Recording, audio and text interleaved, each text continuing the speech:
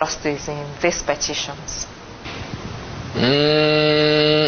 I've lost a bit of confidence in what the courts have been doing lately. I mean, there was a time you could say, oh, on the facts and the law, this is the likely outcome.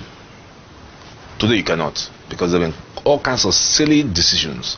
The most silly was that concerning the President of the Senate, who, in order to become Nigerian president, rushed off to buy a ticket to be a presidential candidate of the APC, and that meant he did not take part in the senatorials. Lo and behold, he lost. He now ran back after the horse had bolted, clearly to anybody who has any brain, including the justices of the Supreme Court, I might add, and they said no, that the man actually should be the senatorial candidate. That is the most ridiculous decision I've ever heard that the Supreme Court had delivered. So that's why it's difficult. Of course, I don't want to talk about the case of Imo State, where everything was turned upside down. So I don't have the sort of confidence that I used to have in the judiciary, and I've not been surprised if this thing goes one way or the other. I cannot forecast the outcome. I have the legal tools and the factual issues. So if I put it into my computer, I know what answer it will give me.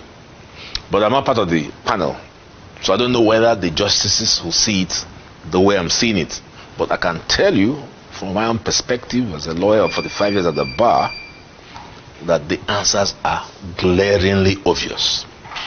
But as Oliver Wendell Holmes said in the Raleigh School of Jurisprudence, it is the prophecy of what the court does in fact, and nothing more pretentious, that is the law. So if you ask me what will be the outcome of the petition, first of all, I cannot say because it's sub judice. But second of all, I cannot even say because the Supreme Court itself is unpredictable. It ought to be predictable, which is why people are now beginning to question. There's a new school of thinking coming up to say, should the Supreme Court really be final? See what they're causing now?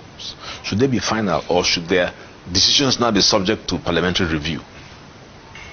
It's an argument that is now growing in judicial circles.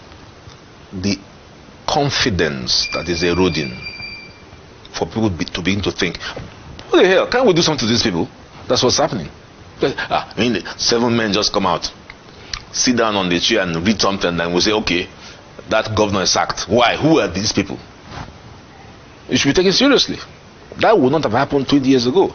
When these men come out, you fear them when you see them come out. And when they speak without fear or favor. Is it the same thing now? I don't know.